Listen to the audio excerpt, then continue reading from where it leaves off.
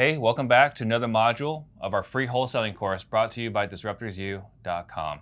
Today we're going to be talking about the importance of consistency. It's not a sexy topic, but it's what separates the winners from everybody else. Be sure to check it out.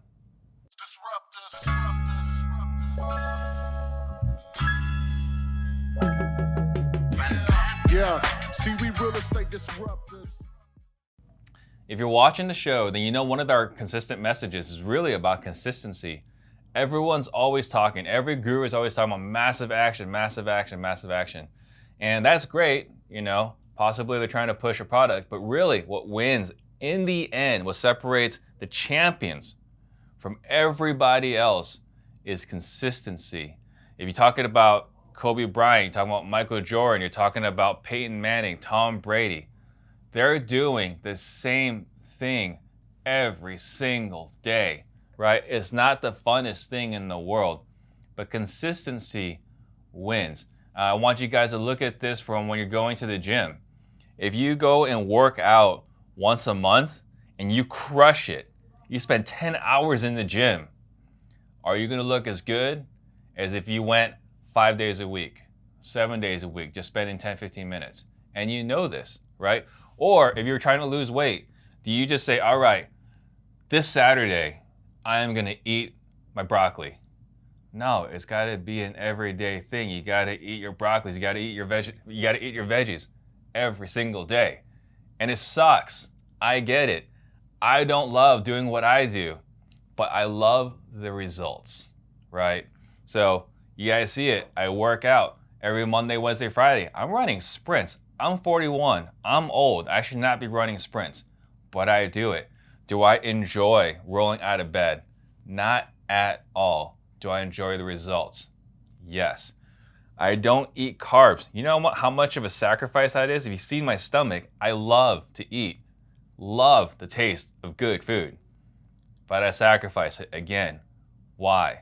Because I love the results that we're getting. So when someone asks me, how do I stay consistent?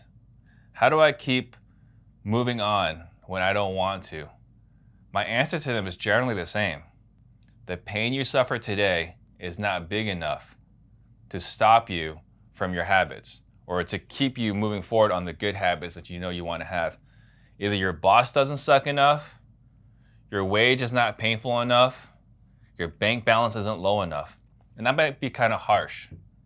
That might be a little over the top, but I can tell you, I had great bosses in my careers, but I still was not the kind of person that could have a boss. I still was not the kind of person when the boss said, hey, I need you to do this, I would say, yes, sir, no problem, sir.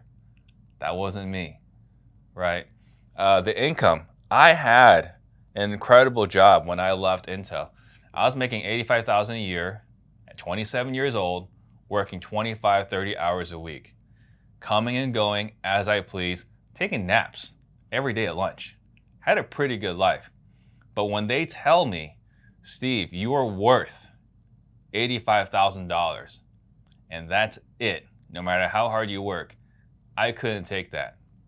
And so again, I'm talking to you as far as the pain, right? Someone determining what you're worth at an hourly rate, no matter how hard you work, telling you to do this, do that, and you don't really have any say. If that's not painful enough for you, then possibly stay where you are. One of the guys I always look up to the most is Jim Rohn. This guy was a freaking trailblazer. And one of the quotes I always love from him is we all get to choose two pains in life. We can choose the pain of discipline or the pain of regret. Discipline sucks. Having the cold call prospect 2-3 hours every single day, getting rejected all the time. It sucks. How much does that suck compared to what you could have? To being able to having multiple properties, have passive cash flow, to be able to travel the world or do whatever you want, retire your parents, whatever motivates you, would you rather lose that versus cold calling, prospecting, doing the activities? And I'm not talking about just the new people. right? I'm talking about everybody. We all learn things, whether through YouTube University, podcasts, masterminds, watching our peers, going to events. We all learn things. You guys have heard me say this before. We all know what we need to do. The problem is we're great coaches and not necessarily great employees of our own. I'm also talking about holding regular level 10 meetings, doing your profit and losses on a regular basis, reviewing your balance sheet, right? Checking your sales team's production. Are they making the necessary dials? Are you gonna check your sales team each and every single day, making sure they hit the number of dials? Are you listening to the calls, making sure that the calls were done properly to the right processes? It doesn't stop. Once you elevate to once you're no longer cold calling anymore, there's still sucky things you gotta do to run a business. Are you consistent with that activity?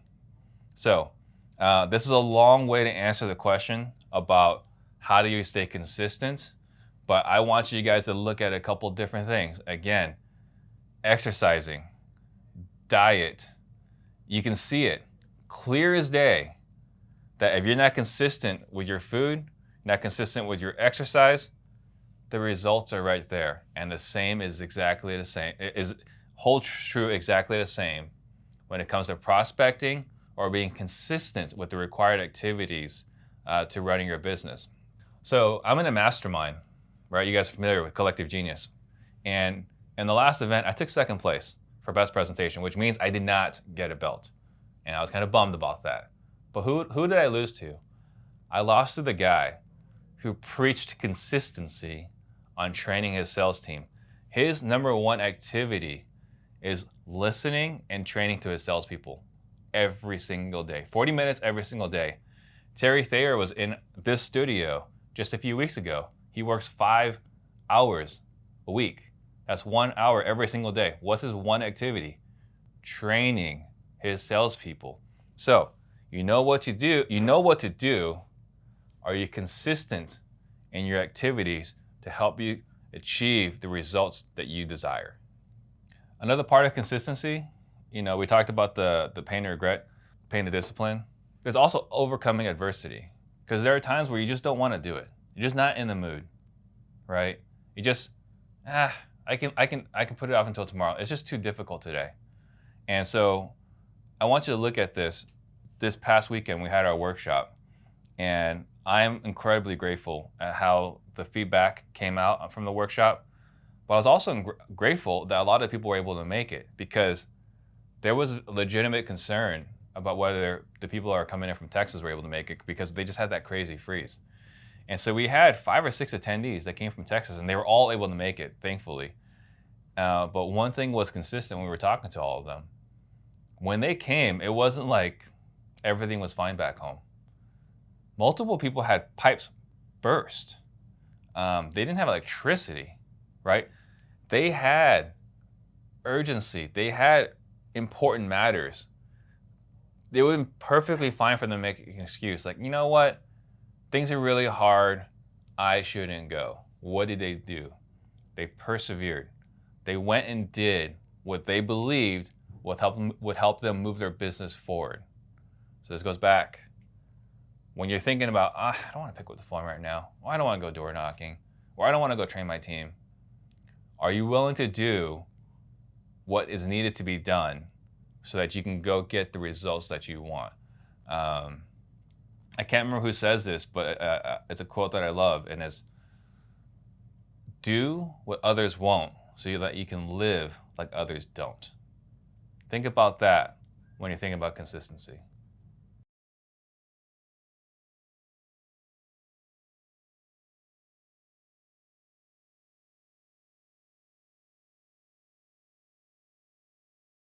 The habits that have been really powerful is waking up and meditating.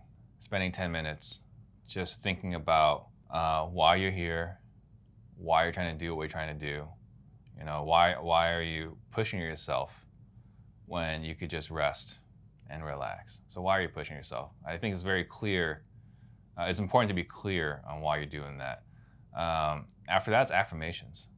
And, just constantly programming your brain that, either you deserve something or your purpose, and we already talked about meditation, but still affirmation, just programming yourself, what your goals are. And then after that, it's just visualizing again. And these three are very, very similar. It all comes down to just programming your brain.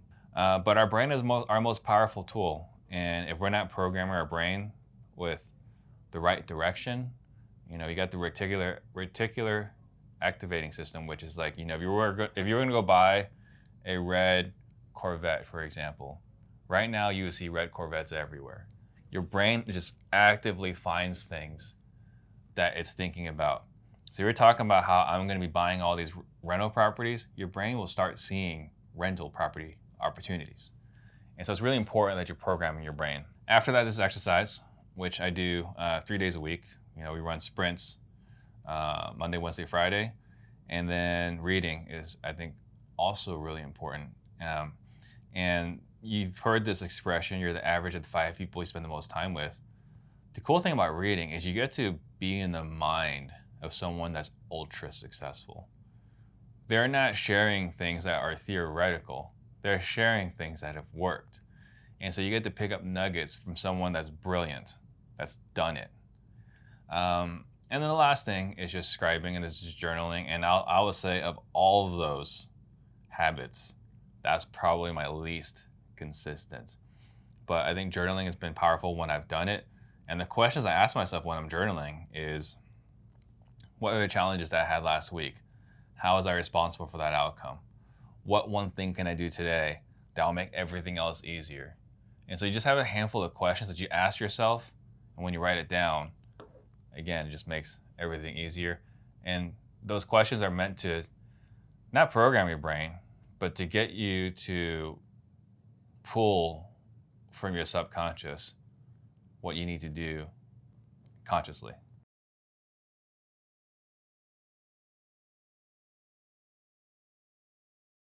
So as far as finding your own purpose, everyone, for the most part, gets into this business, this industry, and most industries really for the same purpose, which is money. And there's nothing wrong with that. This is where we all start. But if money is your motivation, you won't last, because you will make that money. You'll hit that financial goal. And once you hit your financial goal, then what's going to get you out of bed? It's not going to be money, because once you've gotten it, once you received it, it doesn't keep you going. And so so that's always the first, I think, common ineffective motivators. Second one is family. And everyone says I do it for my family. I'm pushing this for my family. And I think that a majority, not all of them, but I think a majority of the people that say they're doing it for their family are lying to themselves. And the reason why I say that is because the same guys that are saying they're doing this for their family are also working 70, 80 hours a week, not having dinner with their family, not spending time with their family. And when it's family time, they're distracted on their phones. And it's not a bad thing. It's just, I think we gotta be honest with ourselves. Why are we doing this? And if it's family, honestly, you don't need to be a business owner to do it for your family. You can get a really good high-paying job, provide security for your family, provide great outcomes for your family. You don't need to drive yourself mad with all the craziness that comes to business. So the other things we're talking about is purpose, a higher purpose, things that keep us going, things that motivate us. But, we're talking about impact. I think it's important to talk about significance, contribution to society, leaving a legacy, wanting to be remembered. I think those are all powerful motivators. But honestly, that's not even what gets me out of bed. What gets me out of bed, I get this question all the time, like, what's your big why? And my big why is, the truth is, I don't know what my why is. I just know that I'm super competitive. I just know that there's someone out there doing it better than me. And so the drive and the challenge is what really motivates me. I can't say that's my why. I just know that Grant Cardone is a more famous sales trainer than I am. So I got to keep going until I'm more famous than sales trainer than Grant Cardone. Then let's say I hit that. Let's just say something crazy happens, I hit that. I'll find something else. Kind of like Michael Jordan always just made up these lies to keep him motivated. I don't know if I ever get to that craziness, but I might. I don't know. to keep me motivated. But I think the challenge, solving problems, you talk about personality profiles, you talk about high Ds, talking about red profiles, which I have a lot of that in me. I think just the knowing that there's something to do that I haven't done yet, and if I can do it at a better level, that's what drives me. It's crazy, but that's what drives me.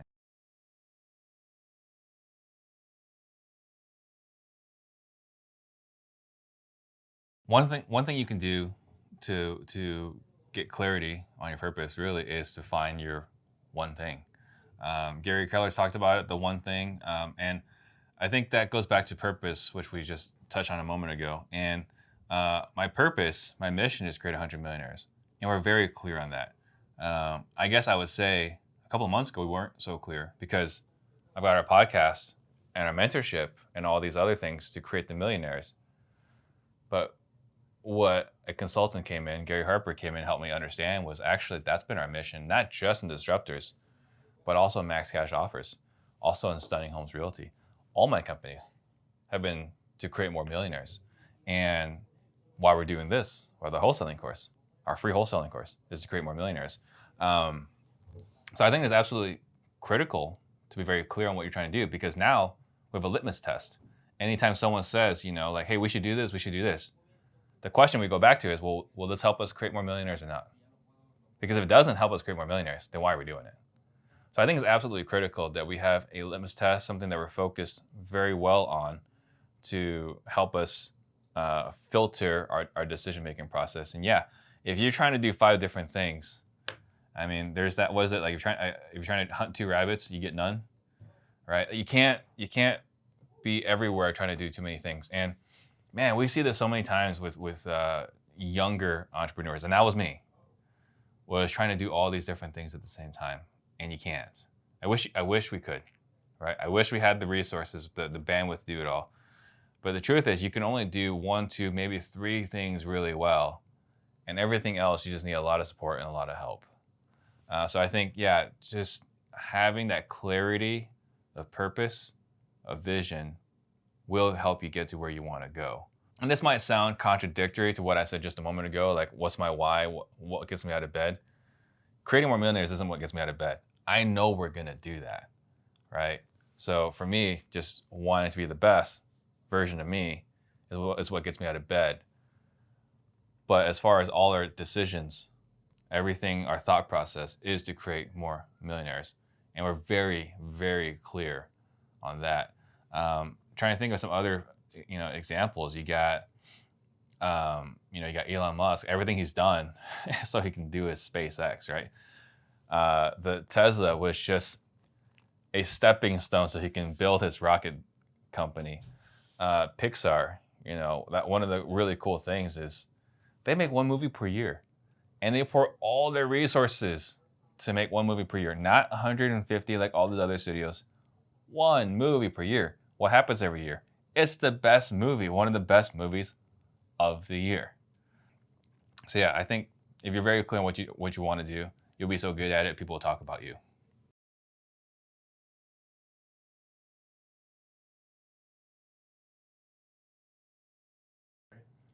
Yeah, I think one thing that people kind of miss out on is they'll have a mission statement and some core values and things of that nature, and they'll write them down and just expect everyone to just know it. You got to be clear on your mission and purpose, but you also have to share it. And one thing that works for me is our mission is to create 100 millionaires or create millionaires. And so everyone's bought into our organization because everyone wants to be millionaires. So that works for me. But let's say you were in a different organization where it's like you want to help 500 families move. Well, then everyone's got to be on board on that. And you better make it clear. The friends I see that do that, they've got a board and they can picture the family for every time they help someone move, right? We're all clear on what the mission is. I think Steve Jobs was really good at being very clear on what their product was. And it wasn't for 1 year, it was like for 3 years. Like, here's what we're making for the 3 years from now. And everyone was very clear on what that was. And we can all row the boats in the same direction versus you just think, everyone on a rowboat and they're just all moving at different speeds and different rates, going different directions. So yeah, I think having a very clear mission and purpose and shared with the whole organization will allow everyone to move in the same direction for sure.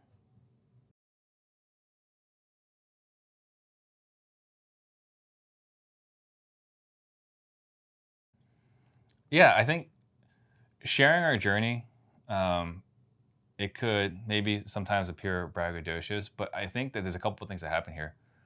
I think in sharing our story and our successes, other people can say, "Oh, if he can do it, I can do it." And just this idea that it's possible. You know, I don't share my story a lot, right? But I mean, I'm an immigrant. I was born in a refugee camp, right? Came here as a baby. Came here literally with nothing. And, anything is possible so long as you're willing to do it. There's a lot of stuff in the press right now about censorship with social media, Google, Facebook, YouTube, whatever. And that's happening. And it sucks, right? It is what it is.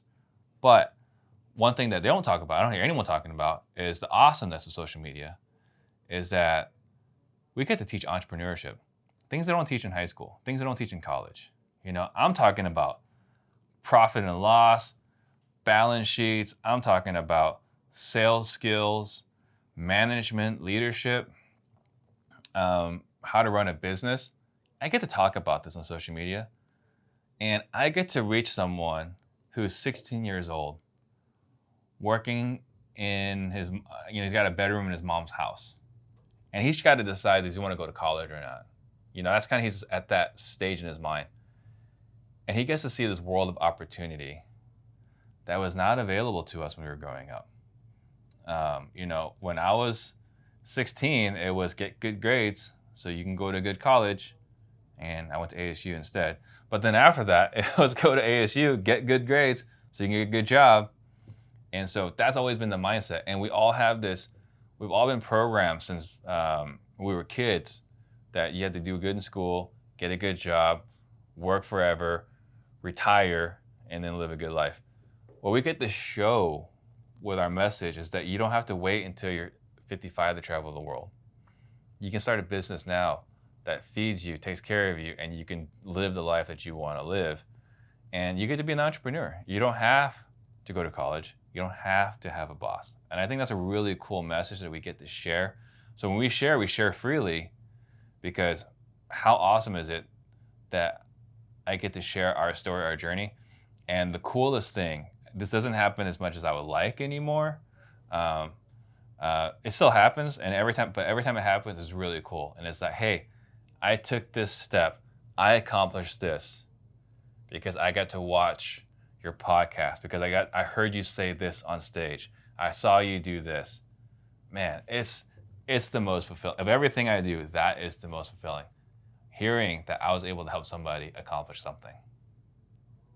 Thank you again for watching. I hope that this was able to help you as far as consistency, maybe a little bit of mindset. If you guys haven't checked it out yet, I've got my book in Amazon, Active Listening 2.0, How to Overcome Stalls and Objections by Asking the Right Questions at the Right Time. And again, if you guys get value out of this, please, it would really help us get our message out.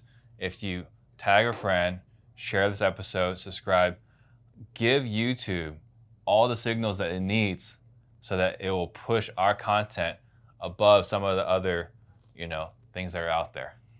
Disruptors.